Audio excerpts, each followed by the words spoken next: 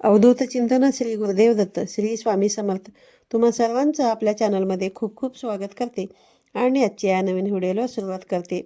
हिंदू धर्मामध्ये प्रत्येक महिन्यातील अमावस्या तिथी महत्त्वाची असते. अमावस्या ही गंगा स्नान आणि दानासाठी विशेष महत्त्वाची असते. कार्तिक अमावस्या दरवर्षी कार्तिक महिन्यातील कृष्ण पक्षातील अमावस्या तिथीला साजरी केली जाते. कार्तिक अमावस्येला नदीत किंवा गंगाच्या काठी जाऊन स्नान केल्याने मनुष्याला फलप्राप्ती होते.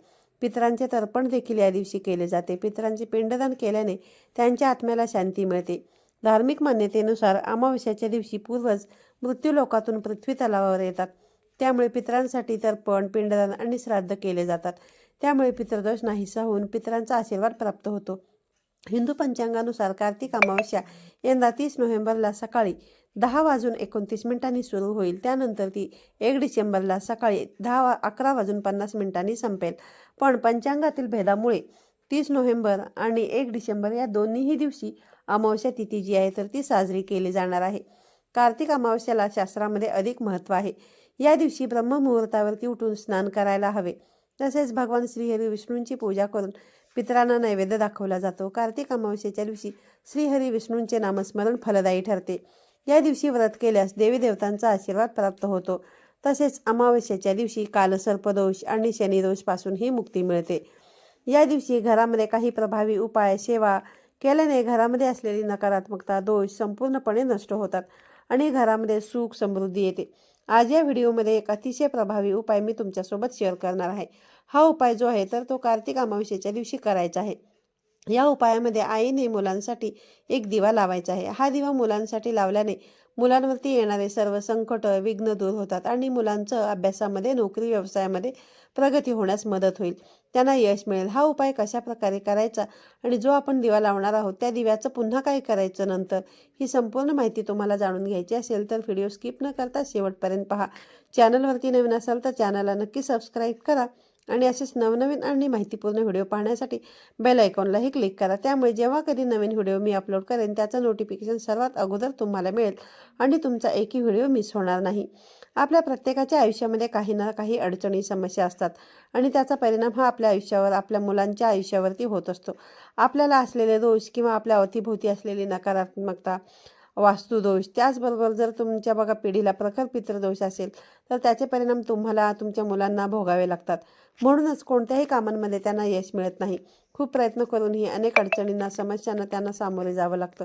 जसं की मुलं खूप कष्ट करतात मेहनत करतात तरी देखील त्यांच्या कष्टाला मेहनतीला म्हणावं तसं यश मिळत नाही. त्यांची प्रगती जी आहे तर ती होत नाही. म्हणाव्या तशा त्यांना करिअरमध्ये संधी उपलब्ध होत नाहीत. त्यांना असलेल्या पितृदोषामुळे हे सर्व असू शकतं. लहान मुलं असतील तर किंवा मोठी मुलं असतील तर ते वारंवार आजारी पडणे, त्यांच्यावरती संकट येणे, विघ्न येत राहणे. बघा हसरं खेळतं बाळ असतं बघा बाहेर जाताना ते अगदी व्यवस्थित असतं. पण बाहेरून ज्यावेळेस ते घरात येतं तर ते अगदी नेहमीच किरकिर करायला लागतं, रडतं, व्यवस्थितपणे खात नाही, पित नाही. याचा परिणाम त्याच्या तब्येतीवरती देखील होत असतो. बाळ वारंवार आजारी पडायला लागतं. ही देखील बघा बाहेरील नकारात्मकता किंवा जर बाळाला नजरदोष झालेले असतील तरी देखील यासारख्या त्रासांना तुम्हाला सामोरे जावं लागतं. त्याचबरोबर मुलं मोठी असतील, शाळा कॉलेजमध्ये जाणारी असतील, त्यांचं अगदी सगळं व्यवस्थित सुरळीत चालू असतं. अभ्यासही ते करत असतात. परंतु अचानकपणे कधी कळत नकळतपणे ते काही अशा ठिकाणी जातात जिथे भरपूर प्रमाणामध्ये नकारात्मक ऊर्जा साठलेली असते आणि घरात आल्याबरोबर या नकारात्मक ऊर्जेचा त्यांना त्रास व्हायला लागतो. सगळ्यात महत्त्वाचं म्हणजे अमावस्येच्या दिवशी जर मुलं बाहेर गेली तर अमावस्येच्या दिवशीच्या वातावरणामध्ये भरपूर प्रमाणामध्ये निगेटिव्हिटी असते. त्यामुळे अमावस्येच्या दिवशी मानवी शरीरातील पाण्याची पातळी देखील कमी अधिक होत असते. मग अशी मुलं कुठे गेली तर घरी आली की त्यांच्या वागण्यामध्ये बदल होतो.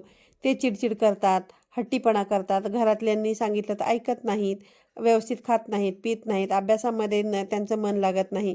आणि जर मुलं तुमची मोठी असतील आणि ते बाहेर शिकायला असतील तर त्यांना देखील बघा अशा सर्व त्रासांना सामोरं जावं लागतं. तर बघा हा उपाय तुम्ही नक्कीच उद्याच्या दिवशी करून बघा. आणि ही जी तिथी आहे अमावस्येची तर बघा शनिवारी देखील पाळली जाणार आहे आणि रविवारी देखील पाळली जाणार आहे. या दोन्ही दिवशी तुम्ही तुमच्या वेळेनुसार दिवसभरामध्ये कधीही हा उपाय जो आहे तर तो करू शकता. पण शक्यतोवर सायंकाळी दिवे लागणीच्या वेळेस तुम्ही करू शकता. कारण दिवे लागणीची वेळ ही लक्ष्मी आगमनाची वेळ असते. त्या वेळेमध्ये आपल्या घरामध्ये सकारात्मक ऊर्जा येते. म्हणूनच आपण आपल्या घरामध्ये संध्याकाळी दिवा लावत असतो आणि त्याचबरोबर या वेळेमध्ये जर उपाय केले तर ते प्रभावी देखील ठरत असतात. ज्यांना या वेळेमध्ये करणे शक्य नाही त्यांनी या दोन्ही दिवसामध्ये आज आणि उद्या कधीही त्यांनी त्यांच्या वेळेनुसार हा जो उपाय आहे तर तो करावा. आणि उपाय करत असताना तो पूर्ण विश्वासाने केला तरच त्याचा लाभ आपल्याला होत असतो. मुलांना, आपल्या कुटुंबांना आपल्या त्याचा लाभ होत असतो. बघा, एकदा तुम्ही हा उपाय करून बघितला तर फरक नाही जाणवला तर मग तुम्ही काय करू शकता की बघा, दर अमावस्येला हे जे उपाय आहे ना तर ते करायचे असतात. हळूहळू तुमच्या मुलांमध्ये तुम्हाला फरक पडलेला दिसेल आणि त्यांची प्रगतीसुद्धा व्हायला लागलेली तुम्हाला दिसेल. त्यांच्या मार्गामध्ये येणारे अडथळे दूर झालेले तुम्हाला दिसतील. तर हा आता उपाय आपल्याला करायचा आहे. तर या उपायासाठी आपल्याला एक दिवा घ्यायचा आहे. हा दिवा बघा, तुम्हाला कोणत्याही धातूचा नाही, मातीचा नाही, तर तो आपल्याला कणकेचा दिवा घ्यायचा आहे. थोडीशी गव्हाची कणिक घ्यायची आहे आणि त्याच्यामध्ये मीठ न घालता तुम्हाला चिमूटभर हळद घालून पीठ, घट्टसर असं पीठ मळून घेऊन तुम्हाला त्या कणकेपासून हा जो दिवा आहे ना तर तो दिवा तयार करायचा आहे. कारण कोणत्याही उपायासाठी ज्या वेळेस आपण दिवा वापरतो तो जर कणकेचा असेल तर तो सर्वश्रेष्ठ असतो. हा कणकेचा दिवा आपल्याला तयार करायचा आहे. पण कणकेचा दिवा आपल्याला चौमुखी तयार करायचा आहे. दिव्याला चारही बाजूला मुख तुम्हाला तयार करायचे आहेत, जेणेकरून 4 जोडवाती त्यामध्ये बसतील. हा दिवा तयार केल्यानंतर या दिव्यामध्ये आपल्याला जे तेल वापरायचे आहे ते तेल म्हणजे मोहरीचं तेल वापरायचं आहे. यामध्ये बघा, मोहरीचं तेल जर तुमच्याकडे नसेल तर मग तुम्ही तिळाचं तेल वापरलं तरी देखील चालेल.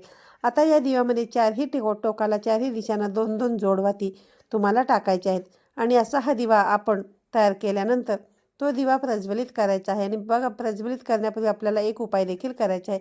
त्या उपायासाठी आपल्याला घ्यायची आहे एक चिमूटभर पिवळी मोहरी. पिवळी मोहरी बघा अनेक तांत्रिक क्रियांमध्ये देखील वापरली जाते. पिवळी मोहरीमध्ये नकारात्मकता खेचून घेण्याची क्षमता जास्त प्रमाणामध्ये असते. त्यातल्या त्यात अमावस्याच्या दिवशी केलेल्या पिवळ्या मोहरीचे उपाय हे अतिशय प्रभावी असतात. त्यामुळे आपल्याला चिमूटभर पिवळी मोहरी घ्यायची आहे.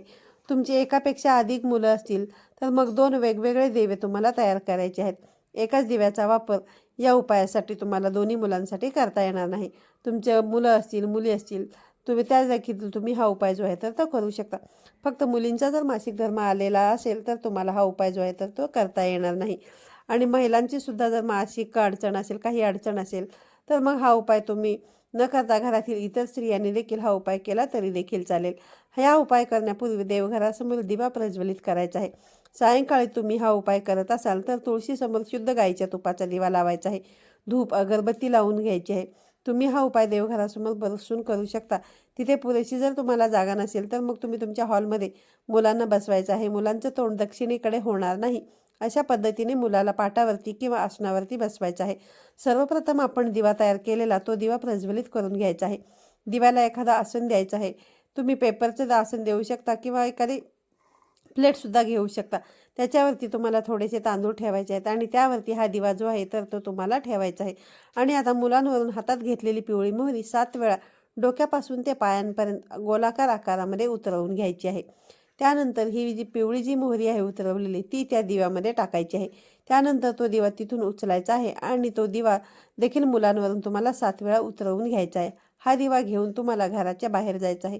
घराच्या बाहेर गेल्यानंतर एका कोपऱ्यामध्ये हा दिवा तुम्हाला ठेवायचा आहे. घराचं अंगण असेल, अंगणामध्ये एका बाजूला तुम्ही हा दिवा ठेवून देऊ शकता.